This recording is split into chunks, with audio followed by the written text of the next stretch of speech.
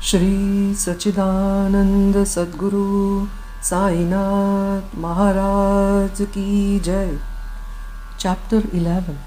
Sai as a Saguna Brahma. Dr. Pandit's worship. Haji Siddiq Phalke. Control over the elements.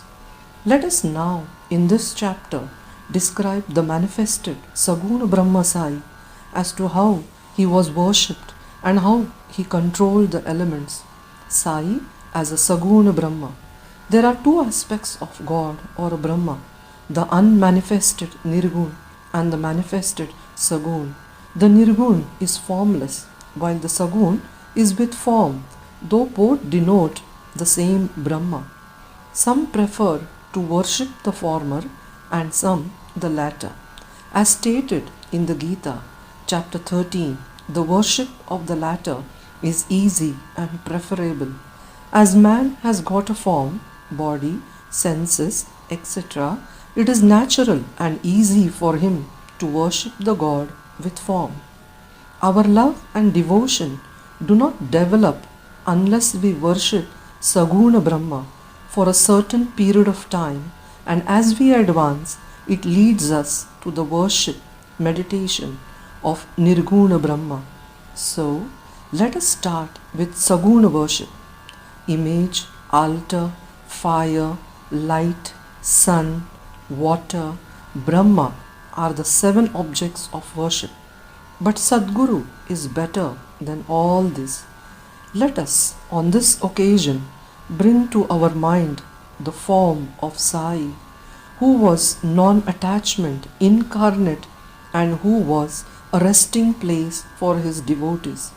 Our faith in his words is the asan, and our sankalpa, determination to accomplish the puja, is the abandonment of all our desires.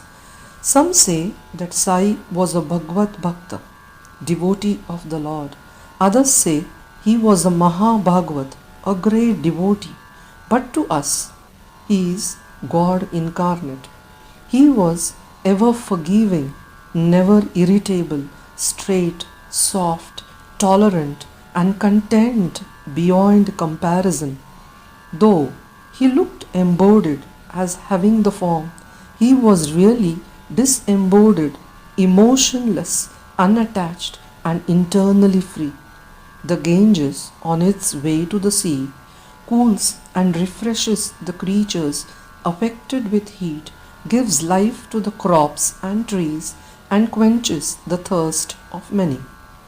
Similarly, saints like Sai, while they live their own life, give solace and comfort to all. Lord Krishna has said that the saint is my soul, my living image. I am he, or he is my pure form. This indescribable Shakti, or power of God, known as pure existence, knowledge, and bliss, incarnated in the form of Sai in Shirdi. The Shruti Taittiriya Upanishad describes Brahma as pure bliss. This we read or hear daily in the books, but the devout people experience this Brahma or bliss in Shirdi. Baba, the support of all, required no prop or asan from anybody. He always used a piece of sackcloth for his seat, which was covered with a small mattress by his bhaktas and had a bolster placed by them for rest to his back. Baba respected the feelings of his devotees and allowed them to worship him as they liked. Some waved chamar or fans before him, some played on the musical instruments, some washed his hands and feet, and some others applied saint and chandan. Some gave betel nut with leaves, and some others offered naivedya. Though he looked like living in Shirdi, he was present everywhere. This all-pervasiveness of his was daily experienced by his devotees. Our humble prostration to this all-pervasive Sadguru. Dr. Pandit's worship. One Dr. Pandit a friend of Tatyasaheb Nulkar, once came to Shirdi for Baba's darshan. After saluting Baba, he sat in the masjid for some time. Baba asked him to go to Dada Bhatt Kelkar. He went to Dada Bhatt, by whom he was well received. Then Dada Bhatt left his house for puja and Dr. Pandit accompanied him. Dada Bhatt worshipped Baba. Nobody until then dared to apply sandal paste to Baba's forehead. Only Mahasapati used to apply it to his throat. But this simple-hearted Dr. Pandit took Dada Bhatt's dish containing puja materials and taking sandal paste out of it drew a tripund, that is 3 horizontal lines on Baba's forehead. To the surprise of all, Baba kept silent without uttering a single word. Then Dada Bhatt that evening asked Baba, "How is it that, though you object to the sandal paste being applied by others to your forehead, you allowed Dr. Pandit to do so?" Baba replied that Dr. Pandit believed him to be the same as his Guru Raghunath Maharaj of Dopeshwar, known as Kaka Purani, and he applied the paste to his forehead as he was doing to his Guru. Hence, he could not object. On inquiry, Dr. Pandit told Dada Bhatt that he took Baba as his Guru Kaka Purani and realized him as the same. Hence, he marked the tripund on Baba's forehead as he did on his Guru's. Though Baba loved the devotee to worship him as they pleased, still sometimes he acted in a strange way. Sometimes he threw away the puja dish and was Vrat incarnate. Then who could approach him? Sometimes he scolded the devotees. At times he looked softer than wax, a statue of peace and forgiveness. Though he seemed to shake with anger and his red eyes rolled round, still he was internally an ocean of affection and motherly love. He would call out his devotees and say that he never knew when he was ever angry with them. If it was possible that mothers could kick their children and the sea turned back the river, he too could neglect the devotees' welfare. That he, the slave of the devotees, always stood by them and responded to them whenever they called upon him, and that he always longed for their love. Haji Siddhi Phalke. There was no knowing as to when Baba would accept a devotee. That depended on his will. Siddiq Phalke's story is to the point. One Mohammedan gentleman by name Siddiq Phalke of Kalyan, after making pilgrimage to Mecca and Medina, came to Shirdi. He lived in the Chawdi facing north and sat in the open courtyard of the masjid.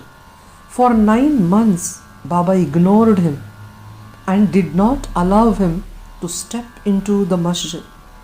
Phalke felt much disconsolate and did not know what to do.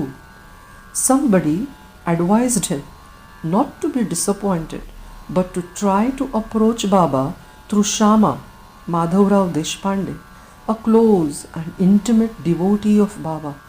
He told him that as they approached the Lord Shiva through his servant and devotee Nandi, so should Baba be approached through Shama. Phalke liked the idea and implored Shama to intercede for him. Shama agreed and on a convenient occasion spoke to Baba about him thus: "Baba, why don't you allow the old Haji to step into the masjid while so many persons freely come and go after taking your darshan? Why not bless him once?" Baba replied, "Shama, You are immature to understand things. If the fakir, Allah, does not allow, what can I do? Without His grace, who will climb into the masjid? Well, go to him and ask him whether he will come to the narrow footpath near the Barvi well. Shama went and returned with an affirmative answer. Again Baba said to Shama, ask him whether he is willing to pay me the sum of rupees 40,000 in 4 installments. Shama went and returned with the answer that he was willing to pay even 40 lakhs. Again Baba said to Shama, we are going to cut a goat in the masjid. So asked him whether he would like to have its meat, haunch or testicles of the goat. Shama returned with the answer that the Haji would be happy to receive a small crumb from Baba's kolamba, that is the mud pot. Hearing this, Baba got excited and with his hands threw away the earthen jars and kolamba and straightway advanced to the Haji and lifting his kafni up in arms said, why do you brag and pose yourself as an old Haji? Do you read Quran like this? You are proud of your pilgrimage to Mecca, but you do not know me. Being thus scolded, the Haji was confounded. Baba then went back to the masjid, purchased a basket of mangoes and sent them to the Haji. Then again Baba went to the Haji and taking out rupees 55 from his pocket gave them in Haji's hand. Thenceforth Baba loved the Haji, invited him for meals, and the Haji thereafter came into the masjid whenever he liked. Baba gave him at times some rupees, and thus the Haji was enrolled in Baba's darbar. Baba's control over the elements. We shall close this chapter after describing 2 incidents showing Baba's control over the elements. Once, at evening time, there was a terrible storm at Shirdi. The sky was overcast with thick black clouds. The winds began to blow with great force. The clouds roared and the lightning began to flash, and the rains started pouring in torrents. In a short time, the whole place was flooded with water. All the creatures, birds, beasts, and men got terribly frightened, and they all flocked to the masjid for shelter. There are many local deities in Shirdi, but none of them came to their rescue. So they all prayed to Baba, their God, who was fond of their devotion, to intercede and quell the storm. Baba was much moved. He came out and standing at the edge of the masjid addressed the storm in a loud and thunderous voice, Stop, stop your fury and be calm. In a few minutes, the rain subsided, the winds ceased to blow, and the storm came to a stop. Then the moon rose in the sky, and people went back home well pleased. On another occasion at noon, the fire in the dhuni began to burn brightly. Its flames were seen to be reaching the rafters above.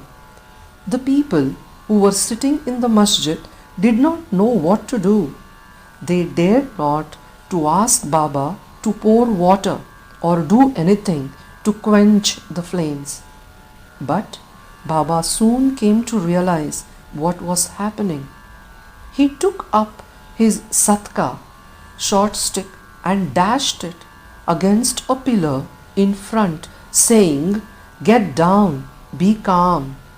At each stroke of the satka, the flames began to slow down, and in a few minutes, the dhuni became calm and normal.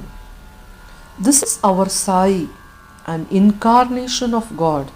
He will bless any man who will prostrate and surrender himself to him.